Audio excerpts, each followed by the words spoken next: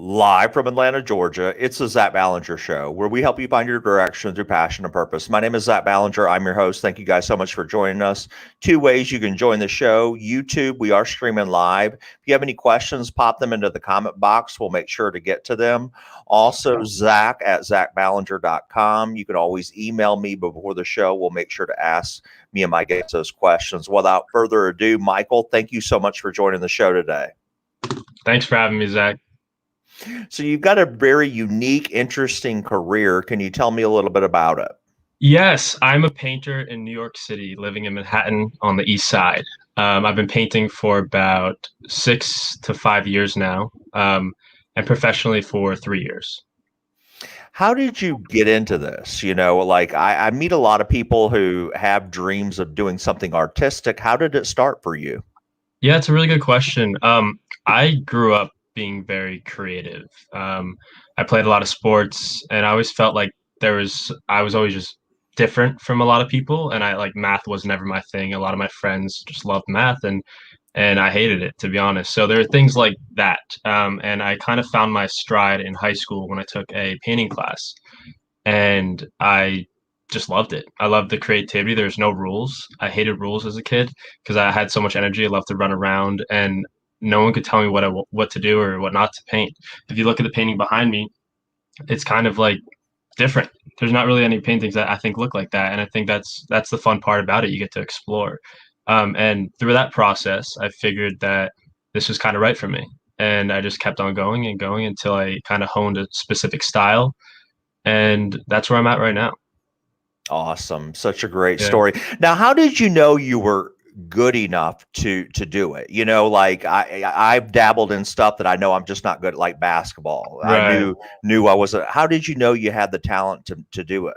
That's a good question. And I think that I wasn't good enough. That's the most important part, I think, of the whole process was realizing that it doesn't matter if you're good enough. It's just if you want to do it, you can become good enough. I mean, it's not like basketball where you're not. I'm like 5'11", so it's I couldn't play NBA. That there are limitations, but not in art. And I think realizing that once you let go of those boundaries you put for yourself, there's nothing stopping you other than yourself, especially for creative purposes. What do you love about painting? What are you passionate about? What kind of gets you going? Wow, that's a hard question, but I think a great question. What gets me passionate about painting? I would say being able to finish something, to start something and finish something, to be able to take an idea in your head and then bring it to fruition. And there's a lot of things that feel very satisfying, but I haven't really felt anything more satisfying than finishing a big painting and thinking, okay, it's actually done. And I took this from ideation phase to actual completion phase. And like starting a business, it's very parallel to that. Of course, starting a business will take a lot longer and there's a lot more steps. But for a painting, I see it like as a transactional thing with yourself. You just have to go through the process, and then once you're done, it's just such a great feeling. So yeah, I'd say that. And do your clients come? Do you already make paintings where you sell, or do you customize paintings for clients? So I do both. I do commissions and I also make my own paintings and then sell them. So I would say my biggest kind of way that people see my art is through Instagram. It's at animotus.art. Um, Actually, it's Animotus Art. My website's animotus.art. But Animotus was a word I made up when I was a little kid, just speaking to the creativity side. But yeah, that's how people find my work. And I love doing commissions because I say, okay, this is where I want it in my house. This is the vibe I want. And so then I ask a couple like probing questions and then I make a little sketch and then I do it from there. Now, as far as formal education, did you get your degree in a particular field, or did you go to college, or can you walk I, us through that? yeah, I did go to college. I majored in film actually and minored in theater. Um, so I would say I'm more of an artist than a painter, but painting is definitely my main focus right now and my main career. So I would say I took studio art classes in college as well, which were very helpful to get critiques and see what other people were doing and seeing what your teacher had to say about your art. But I think one thing I really learned too is that art's subjective and to grade art is kind of ridiculous, I think. So that was one thing I realized too. Taking it in school was more of a personal journey than getting validation. Now, one of my weaknesses is art and technology. So I'll be upfront with you. So this is the premise behind this question is how long does it take you to do a painting? I don't think we in the common field realize this. Yeah, great question again. I would say it can take me a month to do a painting, a full month of just painstaking work. It really depends if the creativity's flowing, if things are meshing well together. I think my style's called abstract expressionism, and it's all about balance. So when you add a different color that's different than the rest, you have to balance it out with either a deeper value across the canvas, or there's infinite options, and that is really hard decision. Every stroke is a hard decision sometimes, and other times you can finish a painting in 2 days. Honestly, if you're just in flow state and that happens, it's so random. But I also love that about it. But I would say usually it takes me around like 3 weeks to create a big painting. Wow, and I don't think Yeah, most people would have ever guessed that, and that's yeah, you're using your brain as well as your mechanical skills to actually paint. So I don't think people realize what goes into a hand painting when we talk. So that's why I wanted to make sure to emphasize that question. What look back at your when you were in second grade, first grade, third grade. If we had a time machine, we took you back and did you have a dream career that you always dreamed about doing? yeah. When I was really young, I wanted to be a professional baseball player, and I always asked myself like, why did I want to do that? And I kind of realized I wasn't good enough, or my attention wasn't there, whatever it was. I just stopped the dream in around seventh grade, and yeah, I think it was just wanting to be able to create in a way too, just create that story for myself, and then I realized that evolved into wanting to become an artist, and I think being an athlete and an artist are not that different. So I like the parallel, and I think it's cool that you majored in the arts field and you're relatively in it. You can tell you have the art side of the brain. And so I think it's important to do that. Did you have any pushback from people? Um, let me give you an example. I interviewed a clown yesterday.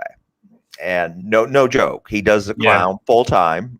He's an entertainer, but he messages it around anti-bullying messages, and so he goes around the country, performs. He's also a comedian, and he's been in the arts. He acted before that, and he said even now he has pushback, and he's considered an older gentleman, and he even has pushback from his parents, like, "What do you do? When are you going to get a job?"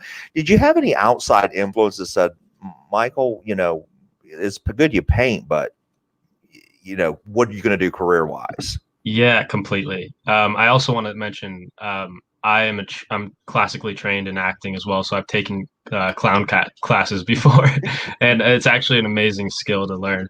I moved to New York originally to become an actor, and I'm still pursuing that dream, but painting has taken off a lot faster. So that's what I'm putting a lot of focus in, especially during the pandemic. But I would say, yeah, I've got a lot of pushback. No, like mean pushback, just real concern for me because people wanted to know if I was gonna like be able to support myself or if I was gonna be okay after college. And I was like, you just went up to college and now you're doing this that you don't need a degree for. And friends asking questions was a thing for sure. But I think a lot of friends have now turned and been like, oh, okay, you're actually doing this. I support it. And in the beginning, it's a very unique kind of thing. So that's what happened. Yeah.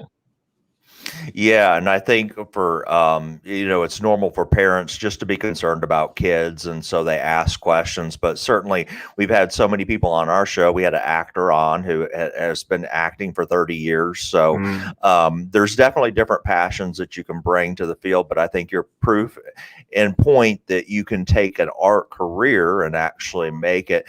Also, one of the things you touched on was I teach in my book, and Don't Be a Zombie: How to Find a Career You Love, is diversify your portfolio. So if you're good at a career, they tell us this in finance class to diversify, to have multiple streams of revenue. Why can't you do that with your career? And so that's Right. exactly kind of what you're doing. You've got the art brain, you're passionate about it, but you're also taking what you want to do as an acting job and you're combining it into this painting job and you're diversifying your skills that way. And I love the story because you're proof and point of that, of many people across America who make a living doing that. Yeah, I also wanted to add, my parents have been like amazingly supportive. They never questioned me once, and that is probably one of the biggest things I'm grateful for, because I know a lot of people that their parents would be like, "What? Absolutely not. You're not doing that." And at first they were like, "Oh, interesting," but then there was never any pushback in that sense. So I think my parents have been my greatest cheerleaders, and I've really been appreciative of that. That's awesome because a lot of them aren't that I've interviewed over the show's time. So Right. I appreciate you sharing that. I'm What very lucky in that sense. Yeah. what skills do you think it takes to be a successful painter? Yeah, I think business acumen is definitely something that can't be overlooked. Networking, um, I would say doing it, making sure you actually paint instead of wanting to be a painter and painting here or there. You got to paint a lot. Keep on painting, get that work pumping out consistently because your process evolves, you evolve, and your art changes. And a common thread between your art is very important too, so people know it's you. But I would say yeah, to be successful, of course, you need to be good at business because you need money. I mean, bottom line, you need money to support yourself. And that's not the driving force behind why I make art, but I know some people it is. And um, it is a driving force for getting food. I know that. So that's part of it. Yeah, you have to translate your passion in the marketplace. So I tell people all the time, you can't just quit your full-time career and go start painting stumps out in the middle of your yard. Right. You've got to be able to monetize your passion, and you can definitely do it. What's some of the ways, you mentioned earlier how people can get in touch with you, and we're going to link to all your contacts at the bottom of the video. But what's some of the ways you market it? We actually had a question that come in from a student. How do you market your paintings or sell them or find interested buyers? Yeah, at first I just painted without having any buyers or any interest from anyone. And I think that I just put it out on social media, on Instagram, and then through word of mouth, um, my family was the first ones to want pieces of art. And yeah, that's where it started from. And that's where So it ended too, because I'm still getting word of mouth and whatever. I do some ads on Facebook, but that's it. it's amazing how, that's what I teach all the time is networking, but that's really what it's about. I mean, think about it. Your family's had some of your paintings. They see that. Maybe their friends and family say, hey, who made that painting for you? I like it. Maybe I want this done. And then it spreads. And so word of mouth is such a powerful piece of marketing. Do you have a gallery or an online studio people can look at too? I do. Yeah, if you go to my website, there's a tab that says online gallery or portfolio. And you can see a lot of my past work, and then works for sale is on there as well. And I have my first show actually coming up at the end of March. Okay. Is Yeah. that live or virtual or? So there's going to be a virtual Zoom show and then also an in-person show in Hudson Yards area. And that's on the west side of Manhattan for people who don't know what that is. Used to travel to New York a lot before the pandemic. Hudson Yards is an exploding area, or was. Oh, yeah. It's so new. It's crazy. Yeah. That's awesome, and congratulations to you on your success. So, if you don't mind sticking around and answering some of the questions that the students had that came in. Um, so, the first question that comes in is actually on the acting side. It says, I do want to be an actor. What city would you suggest living in? I don't really want to live in Manhattan or LA. Wow. Okay. Well, I mean, Atlanta is always a great choice as well. I would say wherever you are, you can act, and whether that's regional theater or local theater, short films, student films, get on Backstage, get on Actors Access, make some accounts on there, and start applying for jobs. Get a headshot, do all those things you should. If you can find all those answers on Google, but the real thing is, if you want to take it seriously at some point, you're probably going to end up in New York or LA. You don't have to start there.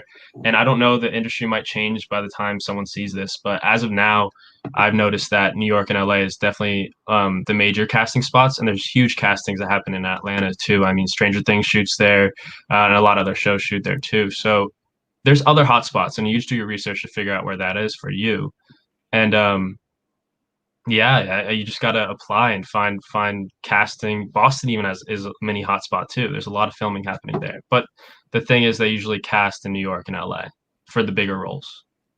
Yep, I'm in Atlanta. There's an Actors Guild. You're certainly right. There's a lot Mm. of actors that live in town, so that would might be another. And of course, I've got to promote my city too. So, Heck uh, yeah, there you go. um, so the next question that comes in is said you mentioned something about expressionism art. Explain what that means. Yeah, so expressionism, abstract expressionism is very, I guess, it's a hard question. Like, what is abstract art? I would say it's for me. What that means is like your emotions inside, and then putting that on a canvas visually. You know, abstract and putting your expression of who you are on the canvas abstractly. If you look over here, you can see one of my other paintings above my bed.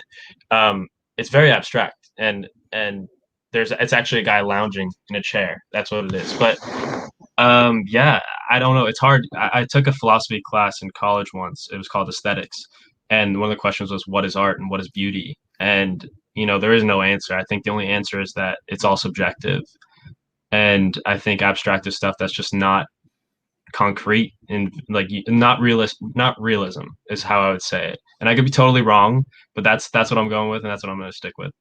Yeah. Awesome. No, I appreciate the help with that. And then the next question that comes in is, what is the biggest painting you have painted to date? Yeah, wow. I actually am just working on it right now. It's 80 inches by 60 inches. So it's very big. Like the one behind me is 30 inches by 30 inches. So about, a lot bigger than that. And that has taken me up to a month to complete, and I'm not even done yet. Um, it's daunting to start a big piece because there's a lot of space. And you just got to take it day by day, spot by spot. Yeah. And then the next question that I had that came in, let me see if I can paraphrase this down a little bit. So do you use water-based paint or silicone-based paint? Is there different? I don't even know. I'm sorry. Yeah, no worries. I use acrylics. So I love oil paints. Oil paints are my favorite thing to paint with, but there's a solution that you have to use. I don't really remember why because I did it in college, but you need a good vent system in order to paint with oil usually, and it also takes forever to dry. But with acrylics, you don't need that good of a vent system. Just keep the door open, and you're going to be fine. It won't get to your head. And the acrylics dry so much faster, so you can get a lot of work out faster and transport it faster and finish it faster. So as of now, I'm an acrylics guy, but I was an oil guy, and I'll be back in oils when I can afford a studio space with a vent fan. Gotcha. Next question Yeah. comes in. Do you ship art across the United States? Yes, I do, and that is a headache, but it's totally worth it. I love to ship art. I love to see it in like faraway places. I have a piece in San Diego. I have two pieces in San Diego, one piece in LA. Um, and that's the farthest I have my art actually right now. And I have one in Canada too. Um, but yeah, those you got to crate it. You got to put in a crate, and usually the people that buy the art also pay shipment. If not, you just take it out of what you're gonna like have them pay in the first place. So sometimes it's a lot of money, and sometimes it will be more than the piece is actually worth. But it's worth it for sure.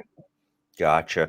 The last question that comes in, it says, I'm an artist myself. I go to a lot of the shows around the city and participate in them, but I have a hard time standing out amongst the competition. Is there any advice you would have at these particular art shows where I display my paintings?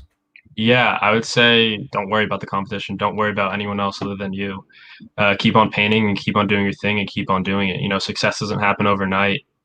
And I think if you think about it, me versus the others, it's going to be your downfall, and it's going to distract you from the actual purpose and your actual reason for painting. And if you keep on focusing on why you're doing it instead of what are they doing, I think it'll be a lot more successful and also more fulfilling too. So Good. I would say just keep on going.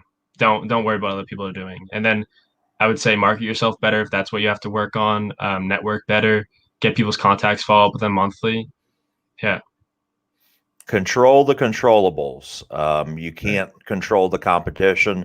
You're certainly right, but make sure I would just I don't even know anything about it, but you bring enough paintings to the show for people to get a sample of your artwork. Make sure to jot down email addresses, get people Right. registered, have them get on their phone right then and follow you. Yeah. Simply giving them a business card, they're probably not going to do it later on, to be honest with you. When they come to that booth, make sure that you look at the phone with them and say, hey, here's my Instagram or here's my LinkedIn. Let me go ahead and have you add it now. Yeah. And Print out then a QR code too. Those are perfect for those situations.